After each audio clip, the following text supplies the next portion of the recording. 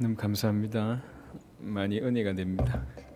자, 우리 고린도후서 말씀을 보겠습니다. 고린도후서 4장 16절로 18절인데요. 오늘은 고린도후서 4장과 5장을 같이 좀 보면서 말씀을 전하도록 하겠습니다. 먼저 고린도후서 4장 16절부터 18절의 본문으로 우리가 주목하는 것이라고 하는 제목으로 말씀을 드립니다. 고린도후서 4장 16절로 18절입니다. 그러므로 우리가 낙심하지 아니하노니 우리의 겉사람은 낡아지나 우리의 속사람은 날로 새로워지도다. 우리가 잠시 받는 환난에 경한 것이 지극히 크고 영원한 영광에 중한 것을 우리에게 이루게 함이니 우리가 주목하는 것은 보이는 것이 아니요 보이지 않는 것이니 보이는 것은 잠깐이요 보이지 않는 것은 영원함이라. 아멘. 우리가 뭘 주목하고 있냐면 보이지 않는 것을 주목한다고 얘기합니다. 그러니까 그 보이지 않는 것이 뭐냐라고 얘기할 때 이제 4장 후반절부터 5장 전반에 쫙 깔려 있습니다. 먼저는요.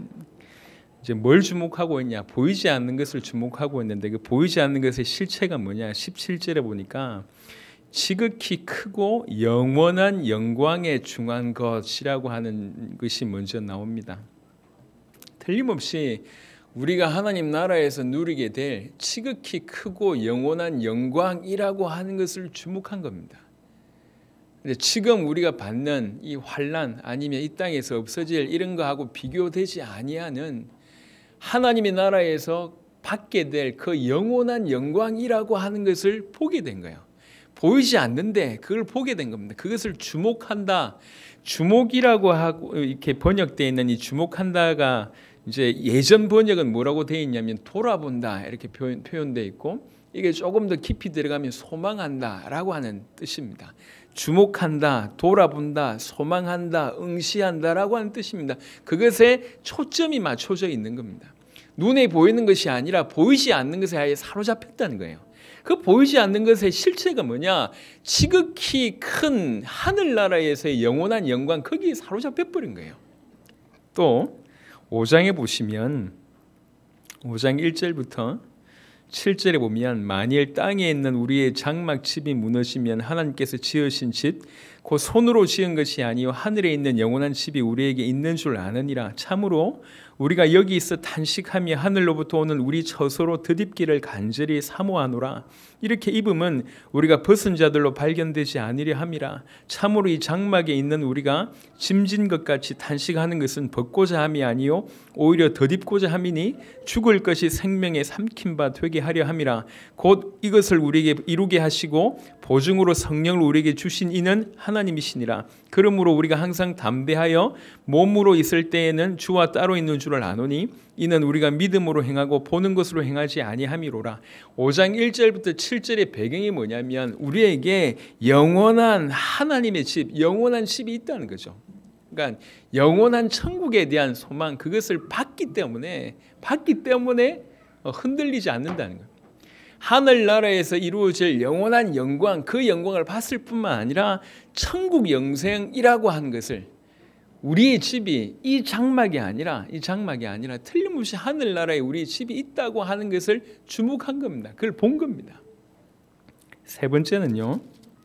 8절부터 보시면 우리가 담대하여 원하는 바는 차라리 몸을 떠나 주와 함께 있는 그것이라. 그런즉 우리는 몸으로 있든지 떠나든지 주를 기쁘시게 하는 자가 되기를 힘쓰노라. 이는 우리가 다 반드시 그리스도의 심판대 앞에 나타나게 되어 각각 선악간에 그 몸으로 행한 것을 따라 받으려 함이라. 아멘. 세 번째는 뭐냐면 틀림없이 심판이 있다는 거예요.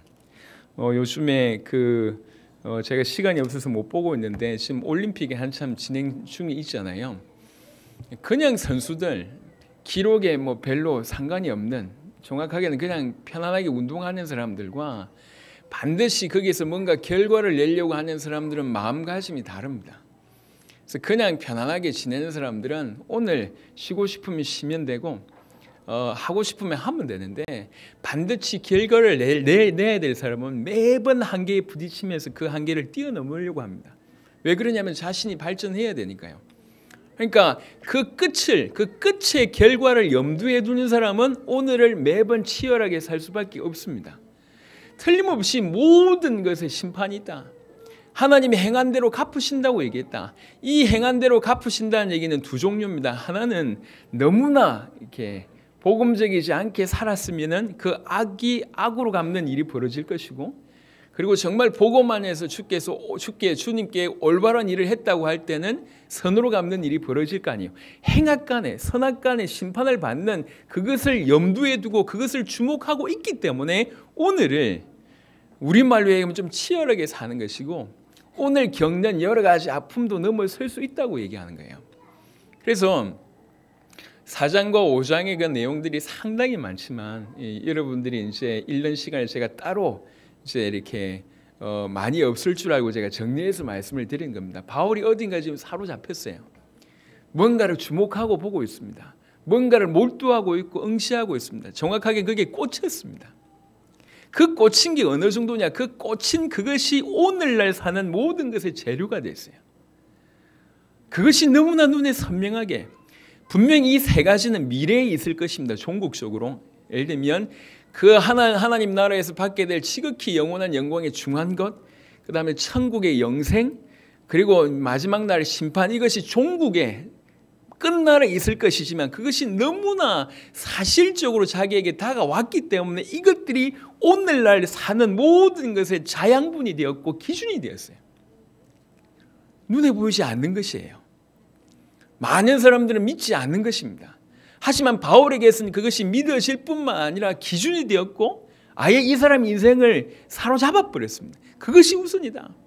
틀림없이 하늘나라에서 큰 영광을 받기 때문에, 어마어마한 영원한 영광을 내가 받기 때문에 오늘 이 땅에서 살면서 받는 그 환난, 그것과 비교해보면 지극히 작은 것이다 라고 얘기하고 있고, 틀림없이 하나님께서 심판하실 거기 때문에 오늘을 심판이라고 한 것을 염두에 두고 있기 때문에 오늘 최선을 다해서 정말 순결하게 순전하게 살려고, 악에 지지 않으려고 발버둥 치고 있고, 그 엄청난 천국의 영생을 살 거기 때문에 이 땅의 어떤 장막 같은 데 연연하지 않고 물질이나 아니면 소유욕이라든지 아니면 이 땅의 유한한 것들 때문에 사로잡히지 않고 사는 거예요.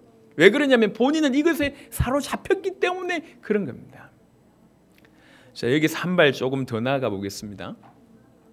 조금 전에 언급했던 이 세 가지는 종국에 일어날 일입니다. 마지막 날 일어날 일인데요. 근데 이게 마지막 때만 바라보고 뛴다라고 생각하시면 안 돼요. 이게 뭐와 연결되어 있냐면 구속사와 연결되어 있다는 거예요.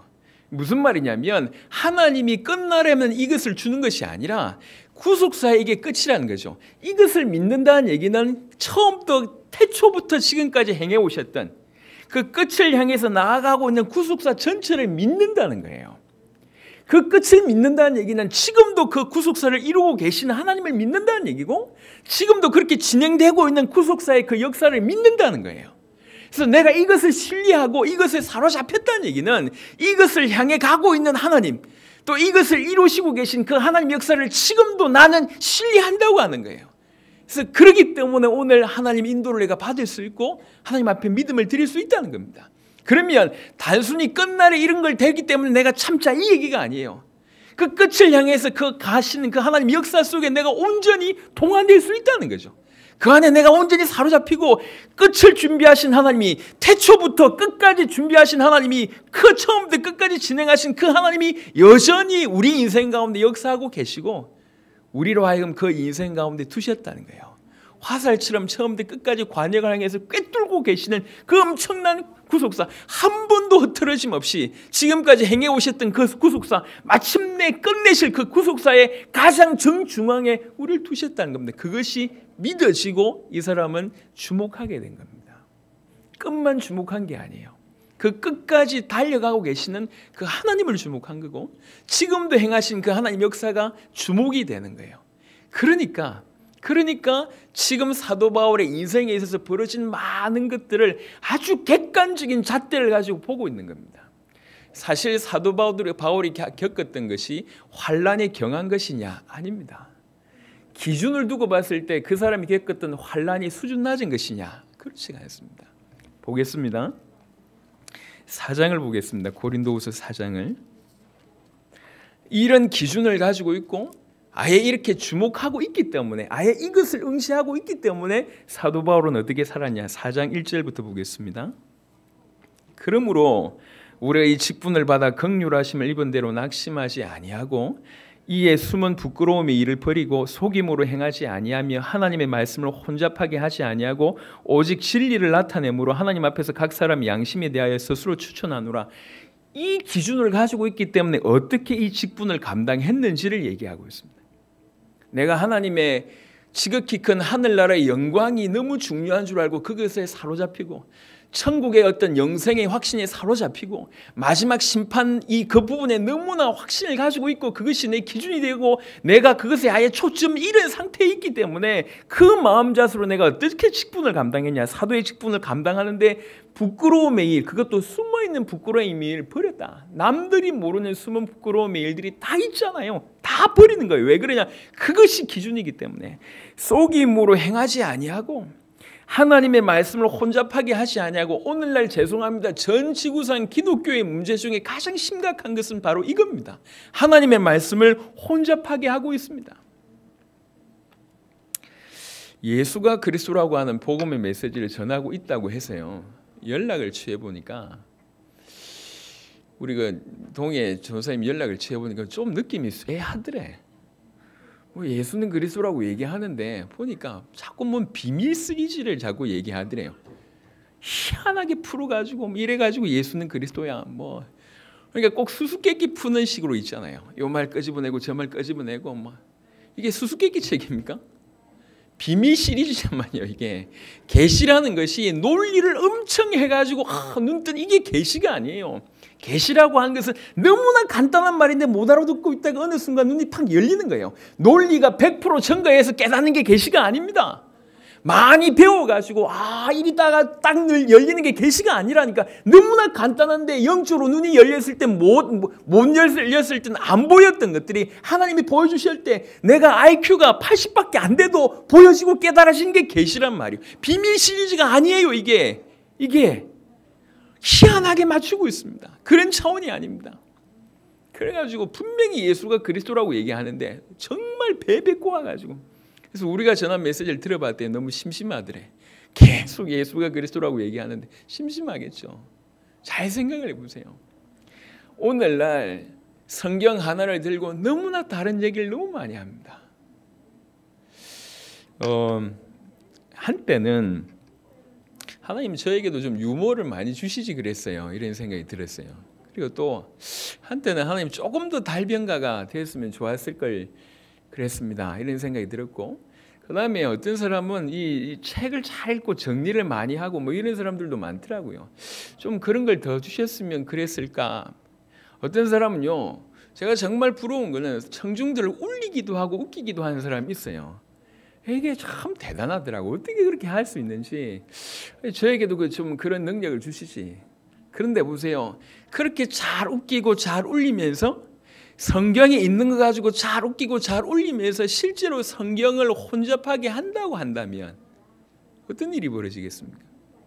성도들이 그렇게 많은 메시지를 듣고도 핵심이 뭔지를 몰라요.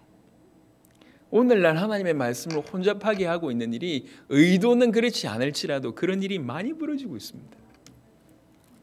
또 혼잡하게 하지 아니하고 오직 진리를 나타내므로 하나님 앞에서 각 사람의 양심에 대하여 스스로 추천한다. 어찌하든지 진리를 나타내기 위해서 사도 바울은 그 직분을 감당을 했다고 얘기합니다. 왜 그랬습니까? 자기는 항상 지극히 큰 하나님 나라의 그 영원한 영광을 주목하고 있기 때문에, 천국의 영생을 너무나 확신하고 있기 때문에, 틀림없이 모든 일을 주께서 심판하실 것을 정말로 알고 있고 주목하고 있기 때문에 그런 중에 주신 직분을 이런 마음의 자세로 감당을 한 겁니다.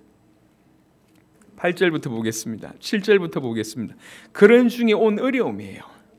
우리가 이 보배를 질그릇에 가졌으니 이는 심히 큰 능력은 하나님께 있고 우리에게 있지 아니함을 알게 하려 함이라. 우리가 사방으로 우겨쌈을 당하여도 쌓이지 아니하며. 이거는 그냥 미사업구가 아닙니다. 이거는 그냥 뭐 이런 일이 있어도 난 괜찮아요 라고 하는, 전혀 자기에게는 안 일어나는데 일어난 것처럼 얘기한 게 아닙니다. 실제로 일어나고 있는 실제 상황이었습니다. 사방으로 우겨 쌓이고 답답한 일을 당하고 박해를 당하고 버림받고 거꾸리팀을 당하고 망한 일이 계속 벌어진 겁니다. 심지어는 우리가 항상 예수의 죽음을 몸에 짊어지면 예수의 생명이 또한 우리 몸에 나타나게 하려 함이라 항상 얘기하는 게 뭐냐? 주님이 나를 위해서 죽었다. 이거밖에 얘기 안 하는 거예요. 우리 살아있는 자가 항상 예수를 위하여 죽음에 넘겨지면 예수의 생명이 또한 우리 죽을 육체에 나타나게 하려 함이라. 실제로 바울의 인생이 그랬습니다. 이 예수의 복음 때문에 자기 자신을 항상 죽음까지 몰아간 겁니다. 이게 환난이 경한 것입니까? 아닙니다. 절대로 객관적인 기준, 객관적인 잣대를 갖더라도 적게 환난을 받았다고 얘기할 수가 없습니다. 지구상의 그 어떤 사람들보다 복음 때문에 환난을 많이 받은 사람이 바울입니다. 그런데 이 사람이 무슨 기준을 가지고 있냔 말이에요. 이 사람의 기준이 뭘 가지고 있냔 말이에요. 이 사람의 기준을 보니까 다르다는 거죠. 엊그제도 제가 얘기했습니다. 저는 지금 현재는 별로 수준의 돈이 없습니다. 지금 현재는 없습니다만, 저는 개인적으로 몇백억, 몇천억에 별로 그렇게 저 돈 많다 이런 생각을 제가 잘 안 합니다. 왜 그러냐면 제가 좀 돈이 있으면 그게 큰 돈인 줄 알겠는데 돈이 이왕 없으니까 몇백억, 몇천억 별로 뭐 크게 보이지가 않아요. 예. 얘기했잖아요. 엊그제 보니까 필리핀에 일본 돈이 보물이 묻혀져 있는데 그 액수가 한 1경 정도 된대요. 그때는 아주 좀 돈 많구나 이런 생각을 했습니다. 왜 그러냐? 저는 무슨 기준을 가지고 있냐면 우리 세대의 세계복음을 완성하려면 어느 정도 돈이 필요할까 이 생각을 한번 해보니까 그래도 한 수천조 정도는 필요할 것 같다는 생각을 제가 했어요. 그 정도 필요하구나. 제가 기준이 그 기준이에요. 그 기준을 가지고 있으니까 몇백억 별로 커 보이지 않는 거예요. 실제로 큰 돈인데 저 기준은 이 기준이야. 이 기준을 가지고 보니까 이게 별로 커 보이지가 않아요. 근데 저는 확신하고 있는 것이 필요하다면 주실 수 있다. 이런 확신이 있습니다. 어떤 루트로 오실지 전 몰라요. 모릅니다. 하지만 분명한 건 제 기준이 이 기준이에요. 이 기준을 가지고 보니까 이게 작아요. 근데 이 객관적으로 작은 돈이 아닙니다. 객관적으로 큰 돈이에요. 하지만 기준이 어떠냐에 따라서 평가가 된단 말입니다. 사도 바울이 받은 환난이 너무나 큽니다. 하지만 사도 바울은 무슨 기준을 가지고 있었냐면 하늘나라에서 받게 될 영원한 영광, 그것에 사로잡혔습니다. 내가 영원한 천국에서 영생을 할 것이라고 한 그것에 사로잡혔습니다. 반드시 끝날에 영원한 심판, 모든 것을 행한 영원한 심판, 행한 것에 대한 반드시 영원한 심판이 있다라고 한 것에 사로잡힌 바 되었습니다. 그것에 주목하고 그것을 응시하고 있다 보니까 그것의 기준으로 보니까 영원한 지옥에 비해서는 이게 간단한 거예요. 죽음조차도 경한 것으로 여겨지는 거예요. 그런 삶 가운데 거꾸로 트림을 당하고 박해를 당하고 버림받 당하고 돈이 없고 뭐 우겨쌈을 당하고 답답한 일을 당하고 망하게 되고 항상 자기 자신을 죽음에 넘겨줘도 그게 환난에 경한 것으로 여겨진다는 겁니다. 그러니까 매 순간 가는 거 아니에요. 그런 얘기가 있더라고요. 여러분 이제 전설 같은 게 있잖아요. 전설. 아직도 기억이 나는데 무서운 사람 이런 기억이 제가 별로 없는데 이렇게 기억이 하나 있어요. 예전에 제가 어릴 때 동네 형이 있어요. 동네 형인데 그 나이 또래에 비해서 이게 체구가 크지 않아요. 근데 그 형을 다 무서워해요. 평상시엔 성격이 좋은 것 같은데요. 이 형이 보니까 성질이 보통이 아니에요. 분명히 싸우려고 할 때 어떤 그런 뭐 이 힘이나 뭐 이런 건 별로 없는 것 같은데 그냥 끝까지 가는 거예요. 끝까지. 그냥 뭐 두들겨 맞아도 씩 웃으면서 가요. 이러면 얼마나 무섭습니까? 끝까지 가는 거예요. 그러니까 끝까지 계속 두들겨 맞아도 가고 피가 터져도 계속 싸움을 걸어버리니까 결국 다 손을 드는 거예요. 그래서 지금 제가 벌써 그분을 기억하는 게 벌써 한 40년이 지났는데도 불구하고 그 형 생각하면 아직도 제가 소름이 돋을 만큼 그 웃는 얼굴이 아직도 기억이 나요. 아직도. 그렇구나. 내가 죽겠다고 끝까지 가는 사람 말릴 사람이 없어요. 분명히 내가 죽을 뻔했는데 예수 때문에 죽을 뻔했는데 다음에 예수 때문에 또 갈 수 있냔 말이에요. 내가 예수 때문에, 예수가 그리스도라고 믿는 것 때문에 엊그제 죽을 뻔했는데 또 그 자리를 갈 수 있다. 예수 때문에 자기 목숨을 또 한 번 걸 수 있다. 2번 죽을 뻔했는데 3번 걸 수 있다. 3번 죽을 뻔했는데 4번 걸 수 있다. 이건 있을 수가 없는 겁니다. 10번 죽을 뻔했는데 11번 또 간다. 있을 수 없는 일이에요. 하지만 그렇게 매번 자기 목숨을 내놓을 수 있는 이유는 뭐냐? 그 근본이 달랐다는 거예요. 이게 뭔가 사로잡혀 버렸어요. 뭘 주목하고 있느냐? 보이지 않는 것을 주목했고, 영원한 것을 주목했고, 반드시 심판이 있다는 걸 주목했고, 천국 영생이 보장됐다는 걸 주목했다는 사실이 이 사람이 그렇게 살 수밖에 없었던 근본 원인이었고, 그것을 오늘 현재로 살고 있다는 거예요. 미래 내가 어떻게 된다 이게 아니라 그것을 오늘 현재로 보는 거예요. 그리고 그렇게 이 사실을 철저하게 믿었다는 것은, 끝날에 이런 일이 있을 것이라는 사실을 정확하게 믿었다는 것은, 이게 그 끝날만 믿은 것이 아니라 그 끝날까지 하나님께서 행하시고 있는 구속의 역사, 구원의 역사를 전체를 믿었다는 얘기고, 그 구원의 역사를 이루고 계시는 그 하나님을 철저하게 신뢰했다고 하는 뜻입니다. 오늘도 하나님께서 그 구원의 역사, 구속의 역사를 이루고 계시다고 믿기 때문에 매번 이 자리에서 계속 날마다 새로워지는 일이 이제 벌어지는 거예요. 그렇기 때문에 맡겨진 직분, 맡겨진 사역을 이렇게 중심을 가지고 감당할 뿐만 아니라, 환난을 어떻게 생각했냐면, 환난은 영원한 영광에 중한 것에 비할 때는 이게 아무것도 아니다라고 생각할 뿐만 아니라, 이 환난 때문에 더 큰 영광을 얻게 된다, 이렇게 본 겁니다. 이해되십니까? 환난을 문제가 오는데 이 문제를 영원한 영광과 비교해 보니까 아무것도 아니야, 이런 각도 하나 하고, 또 이 환난 때문에 그 영원한 영광이 더 커진다는 거죠. 이게 더 투자하는 그런 개념인 거예요. 이 환난을 피하려고 하지 않고 이 환난을 즐기고, 이 환난이 더 뛰어드는 거예요. 문제 속에 계속 들어가는 겁니다. 그래서 오히려 역으로 이 얘기를 합니다. 오늘 읽었던 본문 말씀 중에 고린도후서 4장에 사방으로 우겨싸임을 분명히 당했는데도, 사실은 우겨싸임을 당하러 들어갔다고 해도 과언이 아닙니다. 쌓이지 아니하고,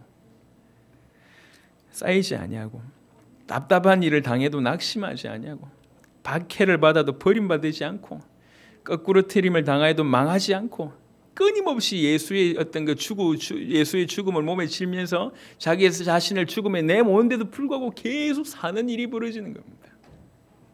환난을 피하지 않고, 뒤로 이렇게 물러서지 않고 계속 가는 겁니다. 왜 이런 일이 벌어지느냐? 왜 이런 일이 보이지 않는 것을 주목한 겁니다. 끝날에 있을 그것을 주목하고, 끝날까지 끌고 가고 계시는 그 하나님을 주목하고, 그 여전히 이루어지고 있는 그 하나님의 역사를 주목하고 있는 겁니다. 그리 살았던 거예요. 오늘 저와 여러분들에게 하나님께서 이 메시지를 동일하게 주시는 겁니다. 저는 결국은 항상 하는 생각이에요. 사람의 절대적인 우선순위 뭐가 있냐, 그게 중요한 것 같아요. 우리 인생에 있어서 우리 인생을 움직이는 것은 내 가슴 가장 깊은 곳에 뭐가 박혀 있냐, 요 얘기거든요. 내 모든 삶에 있어서 절대적으로 모든 부분에 가장 우선순위, 가장 근본적인 우선순위가 뭐가 있냐, 어디에 내가 사로잡혀 있냐, 어디에 내가 꽂혀 있냐에 따라서 달라요. 그 때문에 인생이 전부 좌우되는 것 같습니다. 오늘 사도 바울의 이 메시지를 통해서 하나님께서 우리에게 주신 음성을 들었으면 좋겠습니다. 이 땅에 유한한 것과 없어질 것과 비교할 수 없는, 하지만 분명히 성경은 얘기하고 있는, 또 어떻게 보면 이미 우리에게 주어진 바 되고 있는, 우리가 정말로 구원받았다고 얘기할 때, 예수를 그리스도라고 믿어서 구원받았다고 얘기할 때, 사실은 이미 우리에게 주어진 바 된 그 영원한 하나님의 나라, 또 그 하나님의 나라에서 행한 대로 심판받을 그 심판과, 또 행한 대로 심판의 결과가 영원한 영광으로 바뀌게 될 거 아니에요. 그 영원한 영광을 내가 주목한다면 그 하늘의 상급을 계속 쌓아두는 거예요. 그래서 오늘을 그걸 위해서 오늘을 살아간다는 거예요. 이게 오늘의 매번의 삶이, 매번이 영원한 영광을 더 쌓아가고, 오늘의 삶이 결국 이 심판 가운데 최고의 어떤 그런 좋은 결과, 아니면 주께서 주님으로부터의 칭찬으로 연결될 거기 때문에 오늘을 최선을 사는 거. 그 오늘에도 사실 지금에도 구속사를 이루고 계신 하나님 함께하고 계시고 사실은 그 하나님 역사 속에 내가 있기 때문에 흔들리지 않는 겁니다. 분명히 환란이 오는데 구속사의 그 역사 속에 있는 것이고 환란이 있는데도 불구하고 환란 중임에도 불구하고 구속사의 역사 속에 있는 것이고 환란 중에 이미 있음에도 불구하고 그 구속의 역사를 이루고 계신 그 하나님과 내가 함께 있다는 것을 이 사람이 느끼는 거예요. 그래서 오늘 보면 고린도후서 4장부터 5장까지는 아주 독특한 3번의 반복의 말씀이 나옵니다. 이 모든 것들을 이 배경을 조금 전에 얘기했던 이 배경을 가지고 똑같은 문장이 3번 반복됩니다. 고린도후서 4장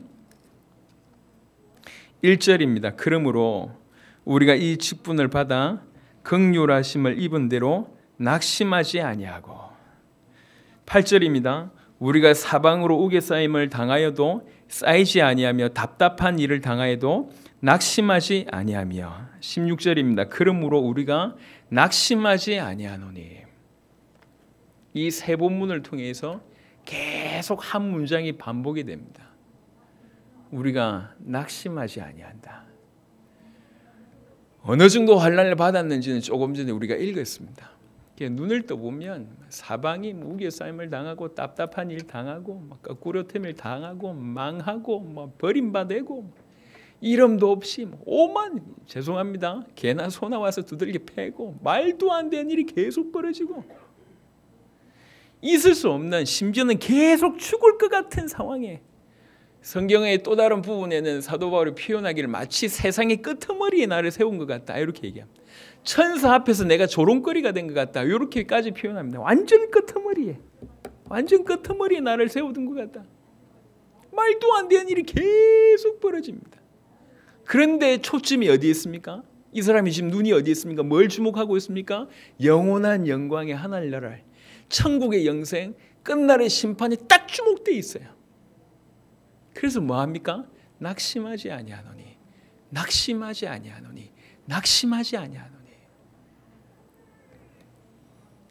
그 기준이 자기의 것이 됐습니다.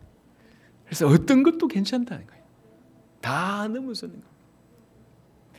당대 세계복음화의 사역을 진행하면서 만약에 우리가 당대 세계복음화라고 하는 것을 하지 않았다면 참 편안하게 살 수 있을 것 같습니다. 이렇게 아둥바둥 거릴 필요 없고 이렇게 애탈 필요 없고 당대 세계복음 사역 했는데 경제가 없어요. 어떻게 하면 좋아요? 이래가지고 애가 닮아가지고 어떻게 하면 좋을까? 막 발부둥 치고. 그런데 오늘 보고를 들었습니다. 벌써 1월 달부터 지금까지 지출된 액수가 1억 7천이가 하더라고요. 여전히 우리는 돈이 없는데 어디서 돈이 나왔을까요? 계속 뭔가 희한하죠? 그럼 틀림없이 꿈부레를 전후해서 여러분들은 이스라엘 백성들이 홍해를 건너고 나서 다 같이 찬양했던 일들처럼 여러분들에게도 그런 일이 있을 줄로 믿습니다. 이거는 우리의 일이 아닙니다. 복가교 일이 아니에요. 저는 100% 확신합니다. 이런 중에 주께서 우리 전체를 세우시려고 하는 계획입니다. 전혀 문제 없습니다. 이 엄청난 거 아니면 이렇게 발부둥 칠 이유가 없어요. 근데 이 엄청난 걸 두고 우리를 발부둥 치게 하시는 거예요. 왜 그러냐? 우리를 세워야 되니까. 우리 믿음을 성장시켜야 되니까. 왜 그렇습니까? 진정한 싸움은 아직 시작도 안 했어. 진정한 싸움은 끝내는 싸움이 앞으로 계속 벌어질 거기 때문에 그거 감당할 자로 세우시는 거예요. 어떻게 보면 아주 원명업입니다. 계속 그렇게 만들어 가실 겁니다. 그래서 여러분 낙심하지 마세요. 영원한 하나님의 그 영원한 영광을 주목하면서 천국 영생을 확신하면서 그 끝날의 마지막 심판을 염두에 보면서 심판이라고 얘기하니까 너무 어두운 말인데 예를 들면 평창의 결승전 그걸 보고 막 준비를 한다 이렇게 생각해 보세요. 그 결승전에서 승리하기 위해서 오늘 연습생으로 준비하고 이제 이 4강에 붙고 16강에 붙고 뭐 이런 개념으로 생각해 보세요. 마지막 날 최고의 승리를 얻기 위해서 오늘을 사는 겁니다. 그걸 항상 주목하고 있고 그것이 온전히 사로잡히고 그 끝까지 인도하시는 태초부터 끝까지 인도하시는 그 하나님을 주목하고 태초부터 지금까지 끌고 오셨던 그 하나님 역사 속에 내가 있구나 주목하고 역사 속에 있는데 겉으로 볼 때는 환란이라 괜찮다는 거예요. 이 환란 자체도 하나님 역사 속에 있으니까 내가 세상의 끄트머리 있는 것 같은데 알고 보니까 그게 하나님의 큰 역사라. 드라마 중에도 가장 위급할 때가 원래 시청률이 좋은 법이잖아요. 그렇죠? 그 역사 속에 있는 거예요. 이게 얼마나 행복한 인생입니까? 겉으로는 죽을 것 같고 겉으로는 말도 못한 일이 계속 벌어지는데 알고 보니까 하나님의 역사 가장 한복판에 있고 전 역사를 주관하신 하나님과 동행하고 있고 그 엄청난 것들이 계속 쌓여져 가. 투자 좋아하시는 분들 제일 좋아하는 단어잖아요. 쌓여져 간다. 계속 쌓이는 거예요. 이게 보니까 우리 인생은 그런 인생입니다. 이걸 보니 낙심하지 아니한다는 말이 되는 거예요. 어떻게 사방으로 우기의 쌓임을 당하는데 낙심이 안 되냔 말이에요. 경제로 쌓임을 받고 사람 때문에 문제가 오고 뭐 사건이 계속 터지는데 어떻게 낙심이 안 돼요? 우리가 로봇입니까? 말도 안 되는 일이 계속 벌어지고 내가 죽으러 가는데 낙심이 안 되냔 말이에요. 죽을 뻔한 위기가 한 번, 두 번, 10번, 100번 계속 오는데 어떻게 낙심 안 되냐? 낙심 안 될 수 있습니까? 왜 낙심이 안 돼요? 조금 일이 안 돼도 가슴이 철렁할 거 아니에요. 안 그렇습니까? 정말 아무것도 아닌데도 그거 아닌 것 때문에 가슴이 철렁해요. 가끔씩 우리 막내가 아빠하고 안 놀아. 그럼 가슴이 철렁한다니까. 정말 말도 안 되는 거짓말을 하는데도 가슴이 철렁해요. 그래서 제가 너무 화가 나가지고 나도 니하고 안 놀아 이러니까 얘가 긴장이 됐나 봐요. 울면서 와가지고 아빠는 나한테 뽀뽀도 안 해주고 이러면서 그래도 뽀뽀해주면서 다시 놀기로 했습니다. 아무것도 아닌 말에도 가슴이 철렁철렁 하는데 어찌 낙심하지 않냔 말이에요. 뭘 보느냐에 따라 달라요. 뭘 보느냐. 여러분 이거는 실제 상황입니다. 우린 육신을 따라 살 사람이 아니에요. 우리는 세상 환경 때문에 사는 사람이 아닙니다. 우리는 하나님 앞에 특별히 부르심을 받은 사람, 예수가 그리스도라고 믿어지는 사람이고 내 살아있을 때 세계복음을 완성하겠다고 나를 특별하게 불러내신 바 된 사람이고 우리는 그걸 향해서 가고 있습니다. 우리가 어디에 주목해야 되냐? 그 끝을 주목하고 그 끝을 이루고 계시는 태초부터 끝까지 이루고 계신 그 하나님을 주목하고 그 하나님께서 지금까지 이루어오셨던 그 하나님의 역사를 주목하는 거예요. 우리가 그 안에 있구나. 그와 함께 있구나. 마침내 이렇게 가겠구나. 이것이 기준돼서 오늘을 산단 말입니다. 그래서 뭐라고 얘기합니까? 16절에 17절에 보시면 고린도후서 4장 16절에 그러므로 우리가 낙심하지 아니하노니 우리의 겉사람은 낡으시나 우리의 속사람은 날로 새로워지도다. 그 사람은 그냥 쉽게 얘기하면 이 세대에 살고 있는 어떤 우리의 육체, 흙으로 돌아갈 수밖에 없는 제한된 육체를 얘기하는 겁니다. 그렇죠. 계속 우리 그 사람이 낡아질 수밖에 없습니다. 예. 여러 가지로 부족하고 많은 세파에 찌들리고 그다음에 많은 것을 경험하면서 뭐 얼굴 표정에도 나타나고 낡아질 수밖에 없는데 우리 속사람은 새로운 피조물이 된 영적인 복음으로 말미암아 중생한 어떤 영적 실존인 우리 속사람은 날마다 그 기준으로 살면서 주와 동행하다 보니까 날마다 우리 안에서 새로워지고 날마다 건강해지는 거예요. 대비되는 일이 벌어지는 겁니다. 다른 말로 얘기하면 그리스도의 장성한 분량으로 계속 성장하는 거예요. 이게 정상입니다. 구원받은 자에게 일어나는 정상입니다. 그 사람은 계속 후퇴하는데 자연적인 거기 때문에 계속 낡아지는데 속사람은 계속 성장하는 거예요. 터질 듯이 성장하는 거예요. 계속. 하나님이 그걸 원하십니다. 그래서 17절에 우리가 잠시 받는 환난에 경한 것이 지극히 크고 영원한 영광에 중한 것을 우리에게 이루게 합니다. 그 전에 날로 새로워지도다 16절에 얘기하고 있습니다. 날로라고 얘기하는 것은 말 그대로 매일매일이라는 뜻이고 새롭다고 하는 것은 갱신되다, 거듭나다라고 하는 뜻입니다. 그래서 이제 그 속에 씨앗이 그 속에서 터져가지고 씨앗이 썩어져서 그 속에서 새로운 싹이 막 태어나는 이런 것 같이 날마다 우리 안에서 갱신되고 새로워지고 이 거듭나는 일이 우리 안에서 계속 벌어진다는 거예요.